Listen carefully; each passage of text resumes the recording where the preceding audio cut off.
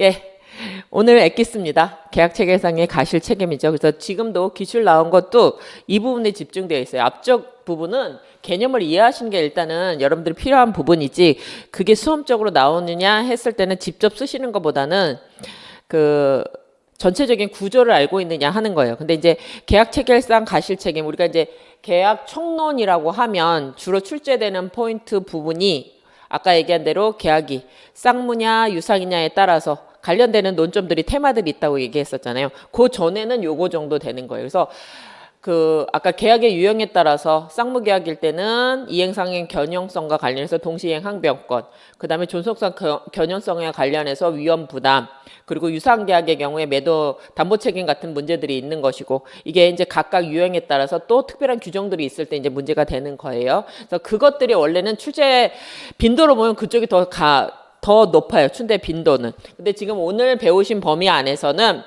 지금 계약 체결상 가실 책임이 벌써 2번이나 출제가 됐고 케이스 문제로 출제가 됐어요. 그래서 지금은 원칙과 예외 2개가 다 출제됐다고 보셔야 돼요. 그래서 이미 출제됐긴 했지만 지금 이게 16년도, 19년도 나왔잖아요. 그러면은 3년 정도 됐잖아요. 그리고 저희가 이제 2013년도에 보셔야 되니까 또 나올 확률도 있어요. 그래서 여기는 봅시다. 그래서 계약 체결상의 가실 책임.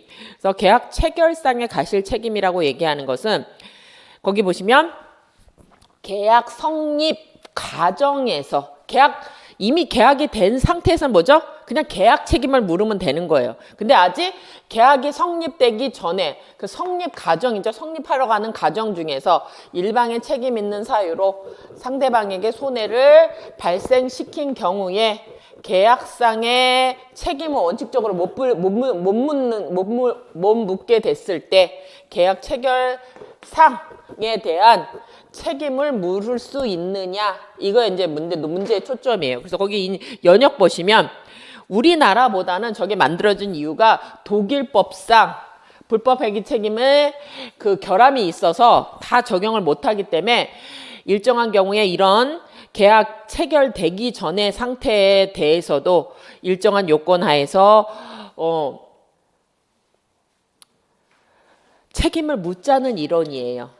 책임을 묻자는 이론이에요. 그래서 연역은 그렇게 되는데 우리는 뭘 배우셔야 돼요? 민법은 어떻게 되어 있느냐, 이게 중요한 거잖아요. 문제는 여러분들의 초점은 여기가 문제의 초점이에요. 그래서 이 책임의 본질이 뭐냐에 대해서 학설상에 막 논의들이 많았어요. 이미 저게 계약 책임이 맞니? 왜요? 아직 계약 체결 안 했다면서요. 그럼 계약이 성립하지도 않았는데 어떻게 계약 책임을 물을 거니? 그러면 불법 행위를 볼 거냐? 아니면 독자적인 법정 책임을 볼 거냐, 이런 여러 가지 대립이 있었다는 얘기예요. 그런데 현재는 계약 교섭 단계에서 신의 측상 보호 의무가 부담하는 경우에는 계약 책임으로 보자는 이런 이설이 우세하게 되고 있어요. 근데 우리는 이거는 학설이에요. 학설. 근데 우리는 뭐죠? 조문이 중요해요. 조문이 중요해요. 그랬을 때 여기 보시면 판례는 뭐라고 얘기해요? 계약의 교섭 단계 부당 파기에 의한 손해배상 청구권에서는 우리는 조문이 없다요. 그러니까 불법 행위가 문제될 수 있을 뿐 계약 책임과 관련된 계약 책임은 인정할 수 없고, 계약 책임에 의한 가실 책임이라고 하는 경우 그 밑에 보시는 것처럼 535조 규정이 있는데 조문을 보니까 이거는 계약 체결상의 모든 가실 책임을 규정한 게 아니라 계약 체결상에 문제되는 원인 중에 뭐만? 원시적 불능의 경우에만 계약 체결상 가실 책임이라고 해서 계약 체결 단계 전에 있는 효력과 관련해서 제한적으로 규정하고 있다는 얘기예요. 그러면 이렇게 원시적 불능에 따른 책임이 아닌 나머지 것들은요, 조문이 없다예요. 그럼 우리는 뭘 적용할 거냐? 750조 요건에 맞는 조문에 따라서만 해결하겠다는 얘기예요. 그래서 우리는 어떻게 돼요? 대륙법계 체계이기 때문에 조문에 있어야지 근거에서 책임을 지을 수 있어요. 근데 계약 체결상 가실 책임이라고 해서 535조가 규정하고 있지만 모든 계약 체결상의 유형을 다 포용하고 있지는 않다부터 시작하시는 거예요. 그래서 여기에 뭐라고 돼 있어요? 목적이 불능하다. 그런데 그 중에 그 체결에 그 불능을 알았거나 알 수 있는 상대방이 계약이 유효함으로 믿음으로서 받은 손해를 배상하여야 한다. 하지만 거기 보시면 그래서 여기는 이렇게 예외적으로 인정되는 535조의 계약 체결상 가실 책임이라고 하는 것은 아직 뭐죠? 계약이 체결되기 전의 상태이기 때문에 목적의 불능으로 인한 계약 체결상의 가실 책임이라고 하더라도 뭔 인정 안 된다? 유효하게 믿음으로 생길 이익, 유효함으로 인하여 생길 이익. 우리가 뭐라고 해요? 이거를 이행이익이죠. 원래대로 이행했었으면 이익. 이걸 넘지 못한다. 여기는 뭐예요? 유효함으로 믿음으로 인해서 받은 손해예요. 여기는 유효해서 받는 손해가 아니라 앞으로 계약이 유효하게 체결됐다고 하면서 믿음으로 받는 손해에서 우리가 이걸 뭐라고 얘기했죠? 신뢰이익이라고 했죠. 그래서 여기는 요건과 관련해서 여러분들이 535조 규정을 정확하게 확인하셔야 돼요. 계약 체결상의 가실 책임이라고 얘기하고 있지만 그 중에서 목적의 원시적 객관적 불능에 대해서만 인정되는 것이고 그래서 그때 손해배상의 범위는 신뢰이익에 한정하고 있다예요. 그래서 이 경우에는 원래는 계약 책임이 아니잖아요. 특별히 535조를 둬서 규정하고 있는 거예요. 그래서 우리 민법은 누군가를 위해서 특별히 규정했다면 그 사람은 어떻게 돼요? 최소한 알았거나 알 수 있는 경우는 적용 안 해요. 언제요? 최소한 그 상대방이 어떻게 돼요? 선이 무과실일 때 적용해요. 요건이. 그래서 여러분들이 우리가 민청 배울 때도 열심히 배우셨어요. 35조나 135조처럼 특별하게 누군가를 위해서 법률 규정에 따라서 책임을 지우게 되는 경우라면 그때 그 보호받는 상대방은 선이 무과실이 요건이 기본이라고 말씀드렸죠. 그래서 여기는 누굴 위해서 만든 거예요? 저렇게 계약의 목적이 되는 그 물건이 원시적 객관적 불능이라는 것을 모르고 계약을 체결한 아무 잘못 없는 이 사람을 위해서 손해가 있을 때 배상하라고 하는 거잖아요. 그래서 이때는 선이 무과실이다 하는 것도 확인하셔야 돼요. 그래서 요건을 외우셔야 되는데 우리가 지금 이렇게 제가 말씀드린 스토리를 갖고 여러분들도 확인하셔서 암기를 하시면 돼요. 그래서 계약 체결 가실 책임은 목적이 불능, 원시적 객관적 불능인 경우에 일방 상대방이 알거나 알 수 있으면서 계약을 체결했고 상대방은 그런 사실이 있는 것을 모르고 모르는데 가실이 없다면 알고 있던 사람은 신뢰이익은 배상해야 된다. 이렇게 이제 그게 요건이에요. 그래서 여러분들이 이제 우리가 조문 없이 들어가는 시험은 조문 외우시는 거예요. 요건 확인하시는 거예요. 그래서 오늘은 다른 거 몰라도 요 조문을 외우시는 거예요. 오늘 우리가 할 일은. 요 조문을 외우시는 거예요. 우리 논점 하나 정리하시고 가는 건데 앞에서 여러 가지 조문 봤지만 오늘의 제일 중요한 조문은 이거예요. 최소한 오늘은 이거 하나 정도 정리하시는 거예요. 그러니까 주관식 문제에서 논점이 출제될 수 있는 것들은 테마가 정해져 있어요. 그럼 최소한 중요 테마들은 암기를 하셔야 된다는 얘기예요. 그래서 오늘의 제일 중요한 테마는 객관적 가실 535조예요. 그러니까 여러분들이 오늘은 535조는 암기하시려고 어떠한 방식으로도 내가 이렇게 암기할 수 있는 방식을 확인하셔야 되는 거예요. 그래서 이렇게 암기하시라는 얘기예요. 요건을 가지고. 그래서 우리가 얘기한 대로 하면 이 조문 자체가 그대로 암기가 되고 이게 요건이 돼요. 그래서 거기 내려갑시다. 그래서 요건 보시면 우리가 지금 본 대로 그대로 이제 여러분들이 쓰신다고 생각하셔야 돼요. 아까 얘기한 대로 뭐였죠? 모든 계약 체결상에서 가실이 문제가 되는 게 아니라 뭐죠? 원시적 객관적 전부 불능으로 무효인 경우잖아요. 요 경우에 한해서 상대방이 손해가 입었을 때 누가 배상 책임을 지는 일방 당사자는 뭐죠? 이렇게 원시적 불능이라는 것을 알았거나 알 수 있는 경우에 그러고 상대방은 모르고 모르는데 가실이 없을 경우에 누가 알았던 사람한테 뭐라는 거예요? 손해배상을 지우는 것이다. 이렇게 이제 확인하시면 되는 거죠. 그래서 왜요? 여기도 원시적 객관적 전부 불능을 말하죠. 왜요? 일부 불능의 경우에는 어떻게 돼요? 원시적 불능이라고 하더라도 일부 불능이라는 거 하는 거는 어떻게 돼요? 담보 책임을 묻게 되는 거지 계약 체결상의 가실 책임을 묻는 게 아니라는 거 확인하셔야 돼요. 그래서 오늘 나눠드린 자료 한번 볼게요. 그래서 여러분들이 이제 여기도 민법 총칙을 잘하고 계셨느냐가 여기 들어가 있는 거예요. 우리가 지금 보고 있는 게 법률 행위로 인한 계약은 법률 행위에 따른 효과를 갖는 거잖아요. 의사표시가 들어가서. 그러니까 민총에서 배운 논리들이 그대로 계약법의 전제가 돼요. 무효 취소 사유는. 근데 지금 계약 체결상의 가실 책임은 원시적으로 객관적 불능이 돼서 무효인 경우에 적용되는 경우잖아요. 그래서 어디에 해당하는 거예요? 원래 계약의 목적이 확정 가능, 실현 가능하다는 얘기 뭐예요? 원시적 불능은 최소한 아니어야지 유효하다는 거였잖아요. 이게 이때 불능은 원시적, 객관적, 전부 불능을 말한다는 얘기예요. 그래서 원시적, 객관적인 전부 불능이라면 어떻게 돼요? 무효가 되는 사유예요. 그래서 계약은 성립하지 않게 된단 말이에요. 그랬을 때 그에 따른 그 후속 효과를 물어보는 거예요. 그래서 여러분들이 일단 요 범위도 알고 있어야 돼요. 지금 요건도. 그래서 우리가 이 다음 그 문제를 풀어볼 때 이렇게 확인하고 있어요. 그래서 우리가 그 계약법이라고 하더라도 전제는 어떻게 돼요? 계약 총론을 잘 알고 계셔야지 쓸 수 있는 문제들이 많다는 얘기예요. 그래서 요 표하고 관련된 거랑 민법 총칙과 관련된 것들은 관련 문제가 나왔을 때마다 항상 새로 확인하셔야 돼요. 근데 몇 개 안 돼요. 이렇게 요건들 요 표 하나 정도만 잘 확인하시면 돼요. 그래서 그 요건하고 관련돼서 여러분들이 확인하실 게 요거는 어떻게 돼요? 우리가 다음에 배울 것들을 지금은 우리가 한번 봤으니까 이해하실 수 있잖아요. 그래서 매매계약 같은 유상계약은 담보 책임이 인정되는데 그때 담보 책임 중에 뭐죠? 일부 불능이라고 하더라도 어떻게 돼요?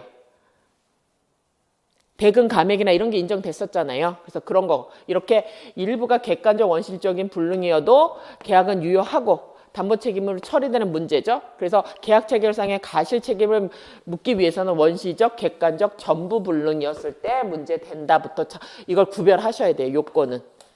안 쓰시다라고 머릿속으로 확인하셔야 돼요. 담보 책임도 무조건 나올 수 있어요. 이제는. 문제가 출제됐고 담보 책임도 하조 담보 책임 여러 가지가 다 나오잖아요. 특별 규정도 있기 때문에 우리가 확인하셔야 돼요. 그리고 주관적 불능인 경우에는 계약을 유효하고 이거 어떻게 돼요? 권리의 하자에 들어가는 것들이잖아요. 이게 다 문제 될 거란 얘기예요. 그래서 이렇게 구별하실 수 있는 개념들과 관련돼 있어요.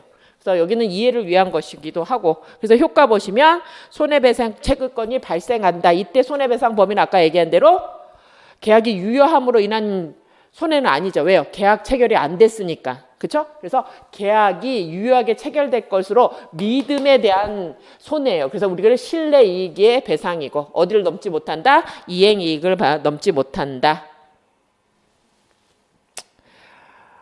그리고 거기 보시면 부당이득 관계 인정되나요? 원래 계약이 무효이면 어떻게 돼요? 서로 줬던 건 돌려받아야 되는 관계잖아요. 그래서 손해배상과 달리 뭣도 인정된다? 매매계약이 무효가 됐다. 아까 얘기했잖아요. 원시적, 객관적 정부 불능은 불능의 문제가 돼서 무효가 됐는데 이때는 무효가 됐을 때 자기가 이미 계약금을 지급했다. 그럼 돌려받아야 되는 거죠. 그래서 계약 당시에 이미 채무의 이행이 불가능하였다면 특별한 사실이 없는 한 이행을 구할 것이 허용되지 않고 이미 이행을 했다. 그럼 어떻게 돼요? 법률상 원인은 없기 때문에 이때 부당이득 반환 청구도 가능해요. 두 가지 다 가능하다는 거예요. 자기가 준 거 있으면 돌려받는 거고 그런데 거기다 손해도 있으면 어떻게 돼요? 계약 체결상의 가실 책임 두 개 다 물을 수 있는 거예요. 그렇죠? 준 거는 손해가 아니에요. 그럼 부당이득이고 내가 계약에 따라서 줬는데 원인 없으니까 부당이득이고 그로 인하여 내가 손해를 받았다면 535조에 따라서 손해배상 책임도 받는 거예요. 그래서 두 개 다 가능하다예요. 구제 받을 수 있다 하시는 거고. 근데 로마자 3번은 뭐예요? 지금 본 것처럼 뭐라고 돼 있어요? 민법은 535조에서 규정한 거는 계약 체결 이전에 원시적 불능에 관해서만 규정되어 있잖아요. 그러니까 이것을 다른 경우에도 적용할 수 있느냐 논의가 됐다는 얘기예요. 그래서 판례가 이거를 확대적으로 적용할 거냐 했을 때 확대하지 않는다고 하고 있는 거예요. 그러면 확대되지 않는다면 나머지 무효 유형들은 어떻게 해결할 거니? 이게 이제 논의가 될 거죠. 그래서 거기 보면 구체적 유형 보시면 계약 자체가 성립하지 않은 경우 이런 경우는 어떻게 볼 거냐? 그래서 거기 준비 단계의 가실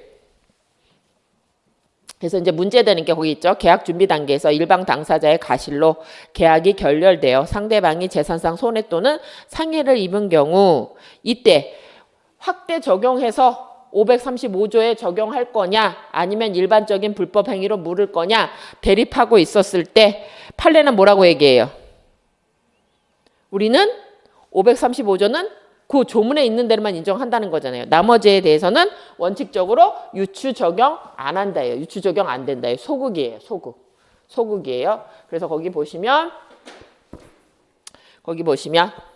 이렇게 계약 의사의 불합치로 성립하지 않은 경우 상대방에 대해서 부당이득 청구뿐만 아니라 뭘로 간다? 계약 체결상의 가실 책임은 인정할 수 없고 뭘로 간다? 불법 행위로 인한 손해배상을 인정할 수 있는지 여부는 뭐죠? 요건이 되는지 확인해 보라는 거예요. 750조의 요건. 고의 가실로 위법하게 타인에게 손해를 끼쳤을 때 인정되는 거잖아요. 그럼 그 요건이 갖춰졌으면 그걸로 손해배상 받을 수는 있을지 모르나 뭐는 안 된다? 535조는 유추 적용 안 된다는 게 판례예요. 그래서 일단 불합치한테도 안 되고 여기 뭐죠? 두 번째. 이제 요번에 요구에 나온 거죠. 계약 체결을 위한 교섭의 부당 파기. 그래서 여기는 어떻게 돼요? 이건 뭐예요? 아까는 계약 자체가 성립 안 한 거잖아요. 근데 여기는요. 계약을 체결할 것처럼 보여요. 그래서 거기 보면 법적 구성 보세요. 어느 일방이 교섭 단계에서 계약이 확실하게 체결되리라는 정당한 신뢰가 부여됐어요. 아까는 뭐죠? 그냥 불합의로 끝나버린 거예요. 거기는. 근데 여기는 계약이 아직 체결되지는 않았으나 확실하게 체결될 거라는 믿음을 줬어요. 믿음을 줬어요. 그런데 상대방이 그에 따라서 뭐죠? 상당한 이유 없이 거부해서 내가 손해를 받게 된 거예요. 사실은 이 책임이 더 클 수 있어요. 제가 얘기 들었잖아요. 그 얘기한 대로 뭐죠? 그 아이스크림 떡 만드는 것처럼 그 기계 자체가 엄청나게 비쌀 거 아니에요. 대리 떡 만드는 거 하나 해봤자 이윤 뭐 얼마 안 될 수도 있어요. 근데 그 기계를 갖고 오는 게 훨씬 손해가 클 수 있단 말이에요. 이런 경우에 그거를 535조에 따라서 물을 수 있느냐 이게 논의가 됐던 거죠. 근데 판례는 뭐라고 얘기해요? 손해를 입었다 하면 그게 어떻게 돼요? 신의성실에 비추어서 위법한 행위가 됐으면 불법 행위로 구성할 거지 뭘로는 구성 안 했다는 거예요. 계약 체결상의 가실 책임으로는 인정하지 않았다는 거예요. 그래서 우리는 계약 체결상의 가실 책임이 적용되는 경우에는 뭐죠? 원시적, 객관적 전부 불능만 인정됐지. 이런 경우에 인정하지 않고 뭐에 따라서 해결했다? 750조 불법 행위에 따라서 인정했다는 거예요. 왜 그래요? 원래 이게 어디에서 나왔다 그랬죠? 독일에는 750조 불법 행위를 인정하는 경우가 되게 좁았어요. 거기에 포섭 안 되니까 이런 이론을 만들었지만 우리는 750조가 불법 행위라고 얘기를 하고 있어서 법에 어긋나는 행위는 다 포함될 수 있게 만들어 놨단 말이에요. 그러니까 우리는 이걸로 해결하면 된다는 게 판례의 태도란 얘기예요. 그래서 거기 손해 범위는 그럼 어떻게 정할 거니 했을 때 여기 계약의 부당한 중도 파기로 인해서 불법 행위 손해가 인정된다고 하면 이때 손해도 어떻게 돼요? 계약은 체결된 게 아니잖아요. 그때 이때 손해도 우리가 본 것처럼 계약이 유효하게 체결될 정도 믿었던 것에 대한 손해 뭐가 돼요? 신뢰이익에 한정될 수밖에 없어요. 아직 계약 체결은 안 된 거잖아요. 체결될 수 있다고 믿은 것뿐이지 체결은 안 됐다는 얘기예요. 그래서 이것도 신뢰이익이고 그래서 신뢰이익이란 아까 성립할 거로 기대해서 지출되는 비용이에요. 아직 계약은 체결 안 됐잖아요. 근데 그러기 때문에 신뢰가 없었더라서 통상 지출되지 아니하였을 비용 상당의 손해는 신뢰의 대상이 돼야 되는 거죠. 그런데 아직 확고한 신뢰가 부여되기 이전 상태에서 교섭 당사자가 계약이 체결되지 않더라도 어쩔 수 없다고 지출되는 비용은 어떻게 돼요? 이거는 신뢰액에 포함되지는 않는다는 거예요. 그래서 대표적인 게 뭐죠? 우리가 입찰에 참가하기 위해서는 뭐 해야 돼요? 견적 내거나 막 이런 거 하는 거 서류 내는 건 어떻게 돼요? 계약이 체결 안 될 수도 있다. 하지만 넣어보는 거잖아요. 이런 거는 어디에 들어가는 거 아니에요? 신뢰이익에 해당하지 않는다는 얘기예요. 그래서 여러분들 이제 범위까지 나오면 여기까지 쓰셔야 되는 거죠.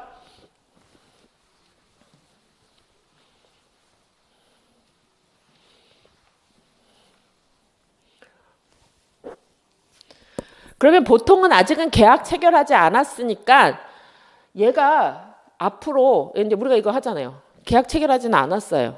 근데 몇 월 며칠 날 계약을 체결하면 언제부터 생산한다고 얘기해요. 그러니까 얘가 미리 기계를 사다 놓고 미리 만들 수도 있는 거잖아요. 그럼 이런 것들은 손해는 어떻게 할 거니? 근데 계약을 체결 안 했으니까 계약 체결은 못 묻는다 그랬잖아요. 그래서 여기 보면 교섭 단계에서 아직 성립하지 않은 것이면 당사자가 일방이 이행 준비를 하거나 이행을 착수하는 것은 이례적이에요.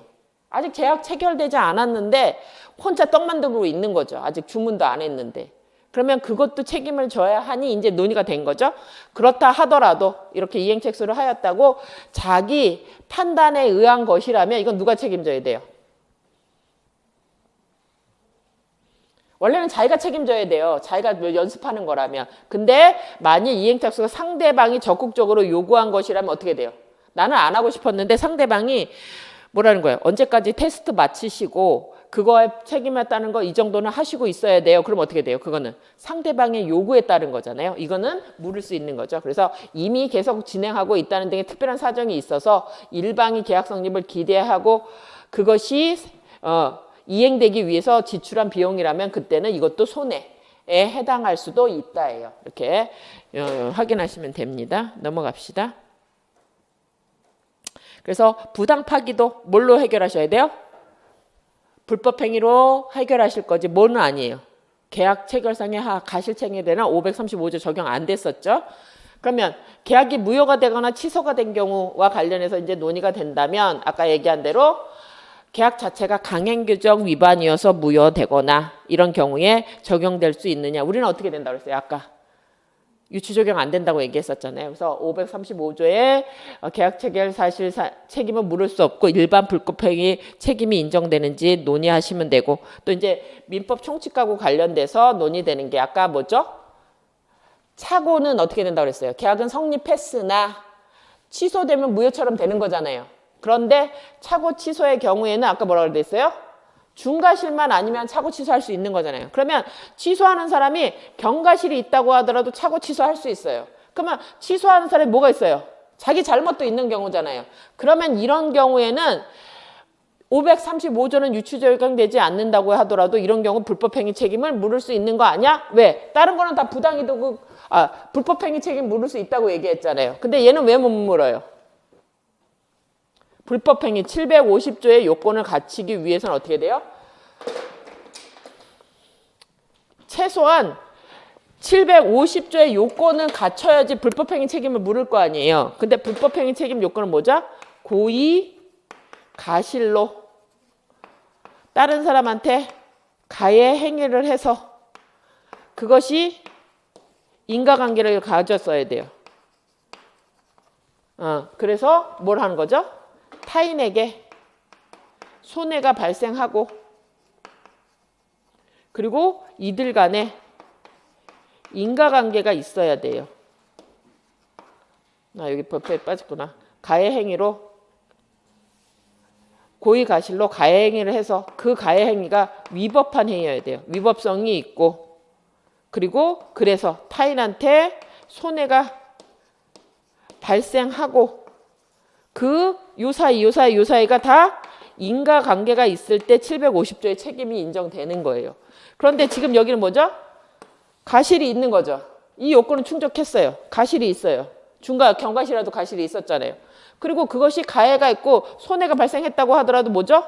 여기에 요건이 빠진단 말이에요. 위법한 행위가 아니에요. 왜요? 얘는 109조, 민법 109조에 따른 취소권에 따라서 행사를 한 거잖아요. 그러니까 위법성이 없기 때문에 이런 경우 이렇게 경과실로 인하여 착오 취소를 하게 된 경우라면 이때는 취소가 돼서 무효가 된 거잖아요. 그래서 계약이 성립하지 않게 됐다. 그래서 상대방의 손해가 입었다고 하더라도 얘는 535조는 원칙적으로 적용을 확대 안 하잖아요. 적용 안 되고 그럼 불법행위 책임을 물을까 했더니 얘는 뭐예요? 가실은 있을지 모르나 위법성은 요건을 갖추지 못해서 몇 조? 750조는 해당하지 않아요. 그래서 이런 경우에는 뭘 못한다? 가실 책임도 물을 수 없고 750조의 불법행위 책임도 물을 수 없어요. 그럼 손해는 누가 감당해요? 그냥 상대방이 감당해야 된다는 얘기예요. 그 경우에는. 그래서 이렇게 문제돼요. 그래서 여기는 여러분들이 어떻게 돼요? 기본적으로 535조를 외우셔야 되는 거예요. 그렇죠? 그래서 이제 이게 문제가 나오면 어떻게 나올 거냐. 오늘은 이제 여기까지 보실 거고, 그래서 이와 관련돼서 우리가 기출문제 보도록 할게요. 이제 하나 문제 풀어봅시다. 문제 풀어보시면, 이제 문제를 하나 풀어보시면 여러분들이 이제 이해가 쉬워질 거예요. 넘어갑시다. 그래서 거기 정리자료 한번 보고 갑시다. 그래서 나중에 오늘 가셔서 이제 이번 주에 하실 일은 다른 거는 그렇다 치더라도 최소한 얘만 외우자. 얘는 외우자예요.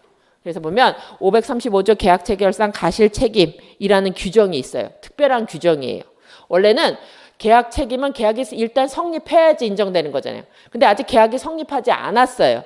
의의 보세요. 계약의 성립 과정에서 당사자 일방이 자신이 책임 있는 사유로 상대방에게 손해를 입힌 경우 그 손해를 배상할 책임을 말한다. 그런데 인정할 거냐? 관련해서는 535조에서 언제만? 아직 계약이 이루어지기 전이기 때문에 언제만? 목적이 불가능한 계약을 체결했을 때, 이게 전제예요. 요거에 한해서예요. 그래서 민법은 뭐죠? 목적이 원시적 불능으로서 계약이 무효가 된 경우에서만 규정을 두고 있다는 얘기예요. 이런 경우에 그런 불능을 알면서도 계약을 체결한 사람은 상대방한테 손해가 있었다면 어떤 손해? 계약이 유효하게 믿음으로 인해서 받는 손해, 신뢰이익 손해를 배상해야 돼요. 근데 그 손해는 계약이 성립한 경우는 아니까 계약이 유효하게 해서 생겼을 이행이익을 넘지는 못해요. 그랬을 때 이거는 상대방을 위해서 특별히 규정을 둔 거기 때문에 그 상대방은 불능을 알았거나 알 수 있는 경우는 적용이 안 돼요. 그래서 상대방은 최소한 어떻게 돼요? 저런 목적물의 불능이 있다는 것을 모르는데 가실 없을 때만 적용된다요. 그래서 요건이 원시적 불능을 즉 성립을 전제로 무효가 된 경우에 적용하는 거예요. 불합치는 있어야 되는 거예요. 그런 경우에 일방이 이런 불능이라는 것을 알고 알 수 있었던 경우에 근데 상대방은 모르는데 가실이 없었을 때 손해가 발생했으면 그때 효과로서 뭘 갖는다? 신뢰이익을 배상하도록 하는 거다. 이때 이행이익을 넘을 수 없다. 그래서 저 조문만 아시면 그대로 요건 써주시면 된다는 얘기예요. 그랬을 때 거기 보면 관련 문제로서 계약이 성립하지 않았지만 손해가 발생했을 때 이걸 어떻게 해결할 거냐. 그랬을 때 판례는 뭐라고 얘기해요? 계약이 불성립한 경우에도 135조와 관련했을 때는 어떻게 돼요? 유추 적용 못한다. 그렇죠? 근데 계약이 성립될 것으로도 정당한 신뢰가 만들어졌다. 이걸 뭐죠? 교섭 과정 중에 부당파기라고 얘기하죠. 이런 경우에도 우리는 어떻게 돼요? 535조는 유추 적용하지 않고 불법 행위로 인한 손해배상 청구 요건이 갖춰졌으면 인정한다. 그때 위법성은 어떻게 돼요? 불법 행위가 되기 위해서는 위법성은 있어야 된다고 얘기했었잖아요. 그랬을 때 계약 체결에 대한 정당한 기대와 신뢰가 있고 그래서 나는 그걸 믿고 행동을 했고 그런데 상대방이 상당한 이유 없이 체결을 거부했다. 그러면 위법성이 인정돼서 750조에 따라서 뭘 물을 수 있다? 신뢰액 배상 물을 수 있다예요. 그렇죠? 그리고 정신적 손해도 물을 수 있는 거죠. 하지만 경과실로 인한 착오 취소는 법률 규정 109조에 따른 법률 규정에 따른 무효행위잖아요. 그렇기 때문에 얘는 뭐가 없어서 위법성이 없어서 이때는 750조의 불법행위 책임도 인정되지 않는다예요. 그래서 요 정도만 여러분들이 암기 가능하면 문제 푸실 수 있다는 얘기예요. 그래서 첫 번째 문제 한번 봅시다. 첫 번째 거기 기출문제 보시면 우리가 풀 수 있는지 한번 봅시다. 거기 기출문제 확인 보시면 그 다음에 2016년도 문제가 있죠. 한번 읽어볼까요? 2016년 9월 1일 갑 매도인은 별장으로 사용하는 X 건물에 대하여 을 매수인과 매매 계약을 체결하였다. 이 계약에 따라 을은 계약 체결 당일에 계약금을 지급하였고 9월 30일 을의 잔대급 지급과 동시에 갑은 을에게 소유권 이전에 필요한 서류를 교부하기로 하였다. 다음 각 독립된 물음에 답하시오. 이제 40점짜리인데 1번은 다른 문제였어요. 1번 지문은. 그래서 여기는 2번만 볼게요. 2번. 만약 그래서 1번은 계약하고 관련된 걸 물어보겠죠. 만약 갑소유인 X 건물이 계약 체결 전날이에요. 체결하기 전날이에요. 전날 2016년 8월 31일 인접한 야산에서 발생한 원인 불명의 화재로 여기 뭐죠? 전부 멸실이에요. 그럼 어떻게요? 계약 체결 전에 이미 쟤는 9월 1일 날 계약을 체결한 거잖아요. 그렇죠? 근데 9월 31일 날 이미 저 물건은 있어요, 없어요? 없잖아요. 그럼 뭐죠? 원시적, 객관적, 전부. 여기 전부 멸실됐다고 그랬잖아요. 전부 불능이 된 경우예요. 그랬을 때 뭘 쓰라고 그랬어요? 물어보는 거에 답하셔야 돼요. 자기가 쓰고 싶은 걸 쓰는 게 아니에요. 여기 뭐라고 돼 있어요? 뭐뭐 쓰래요? 매매 계약의 효력을 하나 쓰래요. 그리고 가물사의 법률 관계에 대해서 논하래요. 그럼 먼저 뭐부터 써야 돼요? 계약이 성립했는지 안 했는지를 쓰셔야 된단 말이에요. 그런데 대놓고 못 쓰는 거예요. 매매계약 효력에. 그거 안 쓰고 535조부터 들어가는 거죠. 계약 체결상의 가실 책임이잖아. 근데 물어본 거 못 쓰라고 얘기했어요. 매매 계약에 어떤 효력이 있는지 그거부터 쓰래요. 그리고 나서 갑을 간의 법률 관계가 어떤 가지를 논해야 된단 말이에요. 계약이 성립했냐 불합의했냐 이걸 쓰셔야 된다는 얘기예요. 그러면 여러분들 어떻게 쓰셔야 돼요? 이거 이렇게 쓸 때 논점을 일단 잡으셔야 돼요. 아까 얘기한 대로 어떻게 쓰셔야 돼요? 여기다 쓰려면 1번 논점의 정리 아니면 문제 소재 이렇게 쓰셔야 돼요. 뭐가 문제가 되는지. 근데 지금 어떻게 돼요? 9월 1일 날 계약이 체결된 거잖아요. 그렇죠? 그럼 어떻게 쓰셔야 돼요? 근데 8월 31일 날 이거 쓰셔야 성격 쓰셔야죠. 원시적, 객관적, 전부 불능이었다. 그러면 계약의 효력이 있는지 문제되고 계약의 효력이 없다 그러면 계약 책임이 아니라 계약 체결상 가실 책임을 물을 수 있는지 논의가 될 거다. 이거 쓰실 거 아니에요. 그럼 두 번째, 그 중에서 먼저 뭐 봐야 돼요? 매매계약의 효력을 쓰라고 그랬잖아요. 그럼 매매계약의 효력이라고 쓰시고 효력과 관련돼서 있는지 없는지 이걸 쓰셔야 될 거잖아요. 그럼 계약은 어떻게 성립돼야 돼요? 당사자 목적 의사표시가 있어야 되는데 계약이 유효하게 효력이 나타내기 위해서는 뭘 해야 돼요? 당사자 있잖아요. 갑을 결정됐고 X건물로 합의 봤잖아요. X건물에서 객관적 합치, 주관적 합치 있었던 거잖아요. 객관적은 이거 둘 다 이거 목적으로 한 거고 당사자 갑을이라고 서로 정해진 거잖아요. 그래서 계약은 성립을 한 거잖아요. 그런데 이게 효력이 있는지 이걸 이제 물어보는 거잖아요. 근데 계약이 뭐죠? 목적은 어떻게 돼 있어야 돼요? 확정 가능, 실현 가능, 불능 아니어야 되는데 얘는 뭐가 문제된다? 목적물에 대해서 실현 가능성, 불능의 문제가 된다. 근데 불능 중에도 어떻게 돼요? 원시적, 객관적, 정부 불능이라고 하면 이거는 어떻게 돼요? 무효 사유가 된다. 이걸 해야 되죠. 일부 무효는 어떻게 돼요? 유효하지만 담보 책임 문제지만 객관적 전부 불능이니까 무효 사유다. 무효다 이걸 써주셔야 되는 거잖아요. 효과 물어보는 거잖아요. 그럼 단지 쓸 때 계약이 성립했느냐 이거 하나 쓰시고 성립은 했으나 어떻게 돼요? 효력이 없다. 이런 식으로 이제 하나씩 단계를 써주시면 된다는 얘기예요. 그래서 많이 쓰실 건 안 되고 그냥 보시면 돼요. 계약이 성립 파기하면 청약과 승낙에 의사 합치가 있어야 된다. 불성립이면 문제가 되는 게 아니잖아요. 무효가 아닌 거잖아요. 불성립으로 돼야 되는 거잖아요. 성립은 했으나 그래서 객관적 합치 을하고 있고 당사자가 정해져 있기 때문에 성립은 했다. 근데 유효한지 2번 무효인지 문제가 되는데 원시적 불능이니까 이때는 무효다. 이런 식으로 넘어가시는 거예요. 그러면 무효가 됐는데 그러면 계약 아직 무효가 됐고 계약이 성립하지 않았잖아요.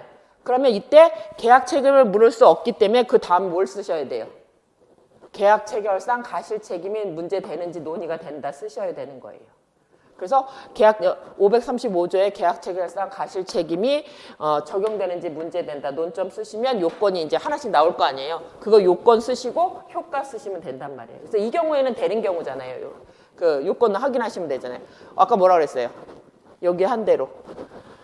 요건 쓰셔야 되죠. 이게 이때 법률 관계를 논하라 그러니까 요건이 어떻게 돼요? 지금 생각해 봅시다. 우리 좀 전에 외웠잖아요. 어떻게 된다고 그랬어요? 계약 체결 과정 중에 원시적, 객관적 정부 불능에 그 불능을 누가 알아야 돼요? 계약 당사자 일방은 알았거나 알 수 있었고 상대방은 모르고 모르는데 가실이 없어야 되는 거잖아요. 그러면 그렇게 요건을 쓰시고 그랬을 때 법률 관계에서 논하라 그러면 사안과 관련해서 여기에는 알았는지 몰랐는지 있어요 없어요? 없었잖아요. 그러니까 여러분들도 이제 가정을 하셔야 되죠. 이런 경우에 갑은 그 야산에 발생한 것을 알았거나 알 수 있었거나 을은 모르는데 가실이 없으면 535조에 따라서 손해배상 책임을 물을 수 있고 이때면 물을 수 있다는 요건이 갖춰졌다면 그때 손해배상의 효과는 실내익 배상이고 유효 이행이익 배상을 넘을 수는 없다. 이렇게 보셔야 되죠. 그러니까 요건 중에 어떻게 돼요? 하지만 당사자 갑도 몰랐거나 을이 알았거나 이런 경우에는 물을 수 없을 때도 있다. 이런 식으로 이제 여러분들이 이렇게 케이스가 정확하게 나눠지는 경우가 아니라면 갑이 알았거나 알 수 있었을 때만 무효가 되는 거잖아요. 일방 당사자는 알았어야 되는 거잖아요. 상대방은 몰랐어야 되는 거잖아요. 그럼 그런 요건에 맞추셔서 이렇게 여기 구체적으로 나와 있지 않다면 그 법률 관계를 논하라고 하니까 여러분들이 두 개를 나눠서 쓰셔야 돼요. 갑이 알았거나 알 수 있었을 때, 몰랐을 때 두 개를 나누셔서 그걸 써주시면 된다는 얘기예요.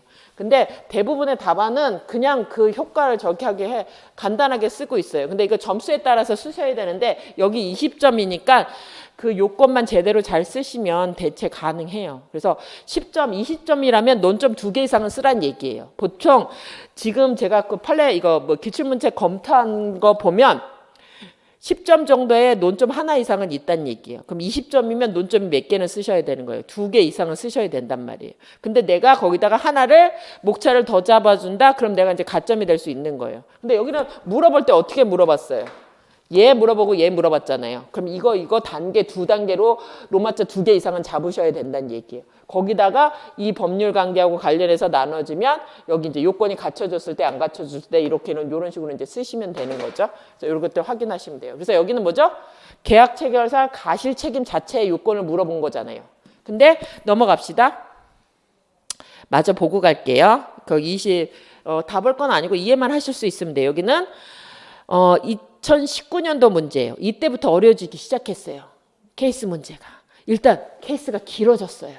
기억을 볼게요. 을은 교육관을 건립하기로 하고 그 건립 방법에 관하여 5인가량의 설계사를 선정하여 건물에 대한 설계 시안 작성을 의뢰한 후 그중에서 최종적으로 한계 시안을 선정한 다음 그 선정된 설계사와 교육관에 대한 설계 계약을 체결하기로 하였다. 아직 체결 안 했죠. 자기 의도만 얘기했어요. 갑 설계사는 그래서 이렇게 읽기 전에 사실은 시험장에 갈 때는 뭐부터 읽어야 돼요? 우린 다짜고짜 읽기 시작했잖아요.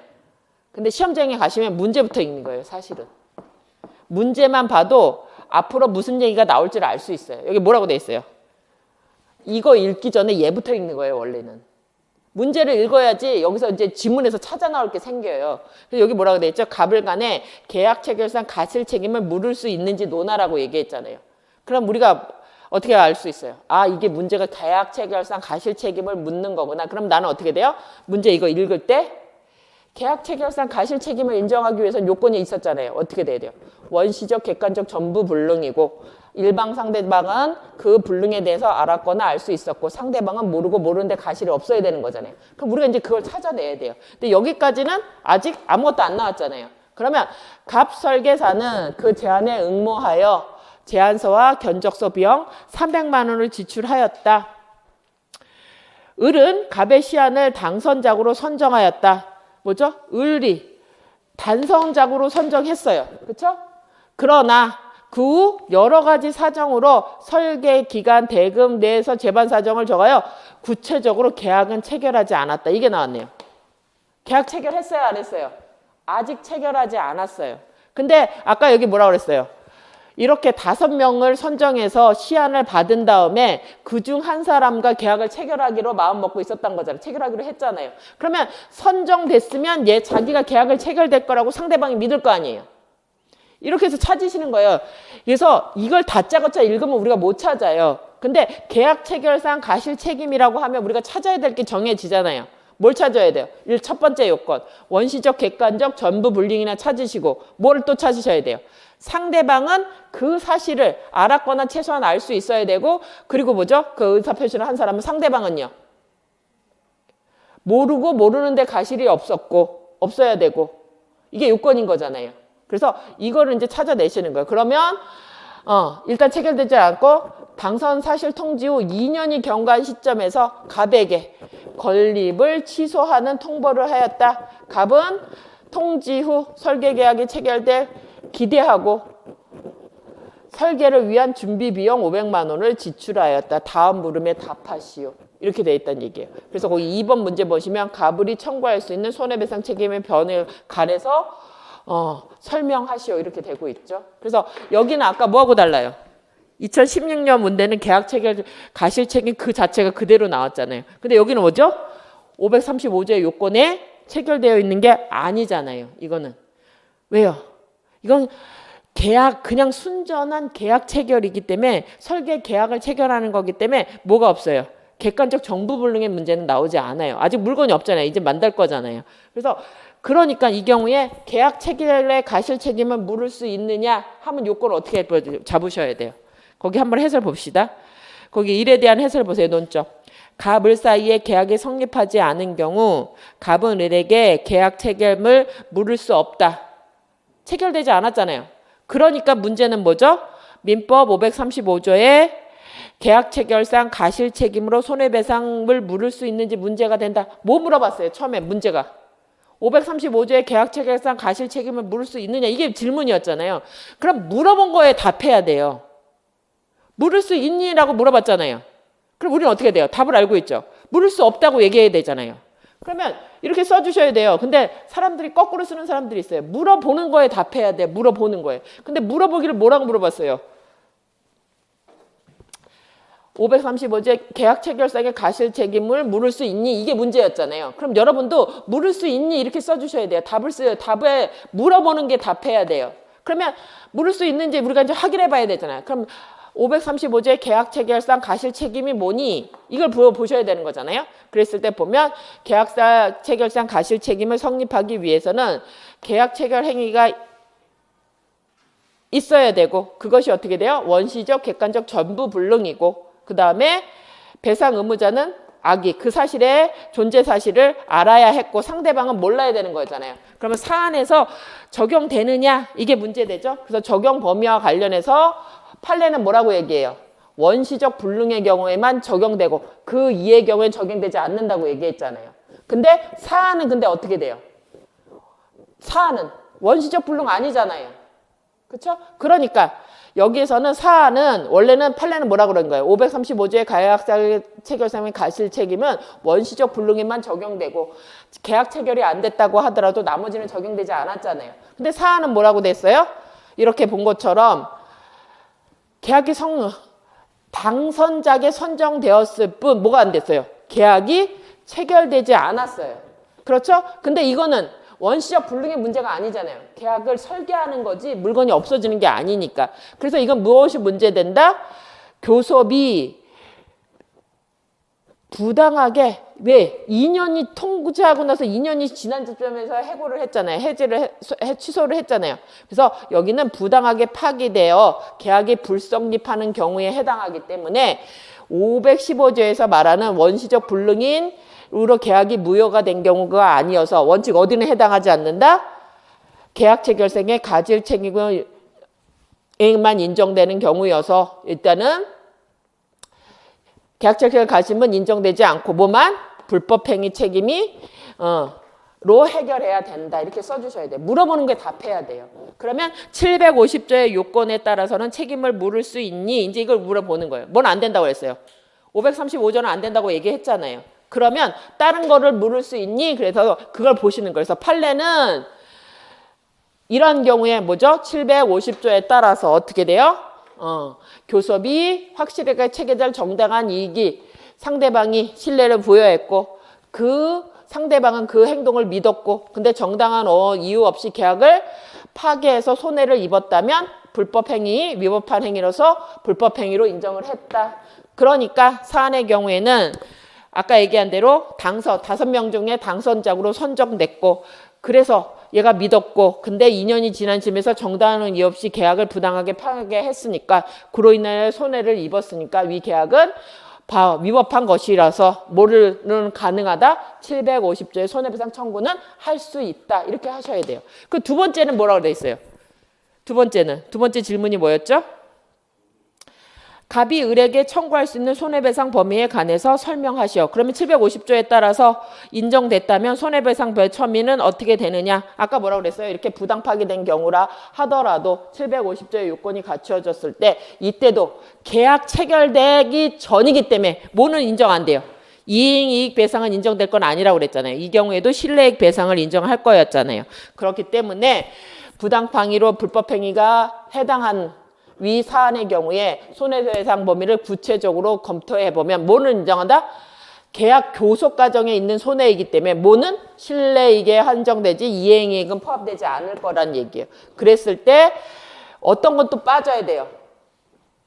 어쩔 수 없이 이거는 계약 체결에 어쩔 수 없이 계약이 체결되지 않는다고 하더라도 지출된 비용 이렇게 견적서나 제한서는 실내익에 포함되지 않는다고 그랬잖아요. 그럼 아까 300만 원 포함 안 돼야 되는 거죠. 이건 빠질 거고 그 다음에 거기 보시면 세 번째 계약에 이행을 개대하고 이행을 위해서 지출한 용도는 특별한 사정이 없는 한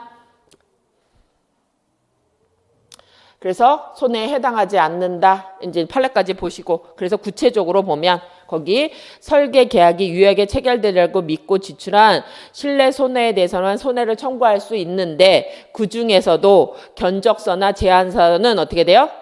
얘는 그냥 집어넣는 거잖아요. 어쩔 수 없이 안 되더라도 상관없고 집어넣으니까 그 300만 원 포함 안 되고 또 세 번째처럼 교육관 설비를 위한 준비 비용 500만 원을 계약의 성립을 기대하고 이행을 위해서 지출한 비용에 해당하기 때문에 이것도 손해배상 범위에 포함되지 않는다고 그랬죠. 준비 비용 포함되지 않는 거고 그렇게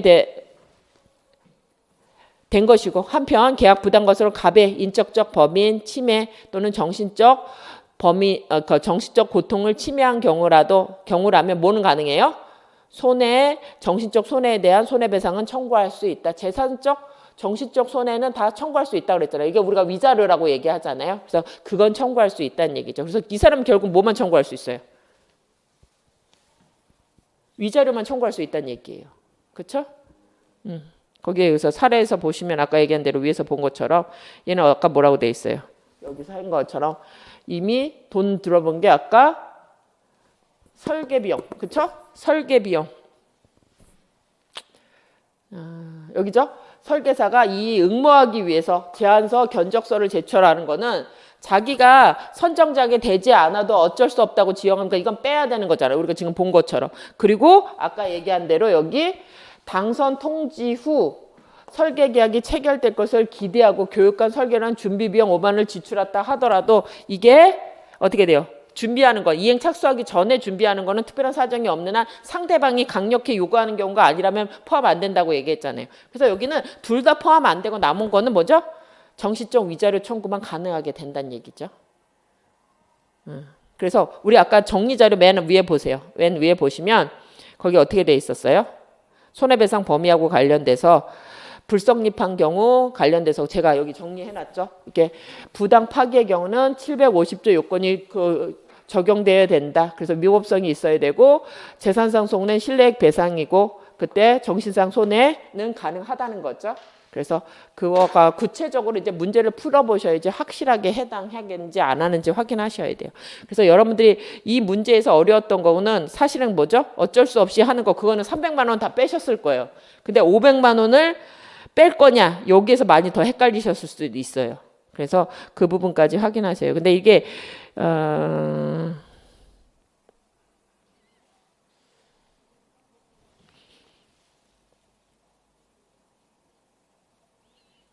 그래서 아까 우리 그 마지막 거는 500만 원하고 관련하면 교재 몇 페이지냐면 28페이지에 거기 요 사례하고 똑같아요. 요거 여기 로마자 2번에하고 관련되어 있어요. 그래서 준비하거나 착수를 하는 건 뭐죠? 계약 교섭 단계에서 아직 계약이 성립되지 않았는데 일방이 계약에 이행에 준비하거나 착수하는 것은 이례적이라고 할 것이라서 원칙적으로 어떻게 돼요? 포함되지 않는 거예요.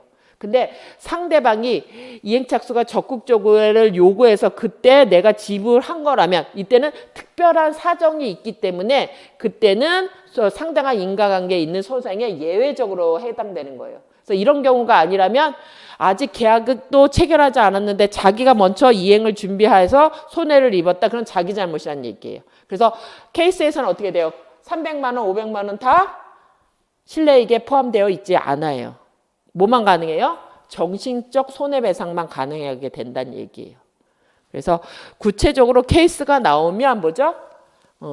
범위에 대한 게 확실하게 눈에 보이실 거예요. 그래서 거기 교재에 있는 판례랑 케이스에 있는 거랑 같이 확인해 보시기 바래요. 그래서 케이스 문제 풀어보는 거는 확실하게 구별되는 것들을 할 수 있는 게 하는 게 케이스 문제의 효과예요. 그냥 우리가 이제 그 평면적으로 보시는 거랑 구체적으로 300만 원, 500만 원 되냐 안 되냐 이걸 확인하셨을 때 지금 300만 원은 좌절되는도 어쩔 수 없다고 보는 것이기 때문에 안 되고 500만 원이요. 계약 체결되지 않았는데 벌써 이행에 착수한 비용은 원칙적으로 안 되는 거예요. 그러려면 특별한 이유가 있어야 되는 근데 거기는 상대방이 강력하게 요구하거나 이런 게 없었잖아요. 그러니까 포함 안 되는 거예요. 이례적인 경우에 해당하는 거기 때문에 포함 안 된다요. 그래서 이런 것들은 그냥 이렇게 보시면 눈에 잘 안 들어올 수 있어요. 근데 케이스를 보면 확실하게 차이가 난다는 얘기예요. 그래서 아직 계약이 체결되지 않았기 때문에 이행을 한다, 준비를 한다, 착수를 한다. 그건 특별한 사정이 없는 한 자기가 위험 부담을 할 일이란 얘기예요. 그래서 오늘은 이 정도까지 하겠어요. 그래서 지금 보시는 것처럼 앞으로도 이제 관련돼서 논점이 중요하다 하는 것들은 논점 위주로 보시고 그거와 관련해서 케이스 문제가 있으면 지금 보시는 것처럼 이렇게 구체적으로 볼 수 있는 것들은 보도록 할게요. 그래서 오늘 같은 경우에는 지금 문제가 세 문제가 나왔잖아요. 기출이 확인된 게. 근데 1번은 그냥 우리가 교재에 알고 있는 거 쓰는 거잖아요. 그게 이제 서술하는 방식의 차이지 여기는 쓰는 것 자체에 그렇게 많이 차이가 나지 않을 거예요. 조문을 알고 있느냐 하는 것들인데 거기 앞뒤로 적어주는 거고 거기 두 번째 2016년 문제도 어떻게 돼요? 여기는 논점이 어디 있어요? 이 매매계약의 효력을 잘 쓰느냐 하는 문제고 여기 나머지는요. 멸실됐을 때 요건 잘 적어주느냐 하는 것들이에요. 그리고 지금 2019년도 문제는 이게 이제 진짜 케이스 문제란 말이에요.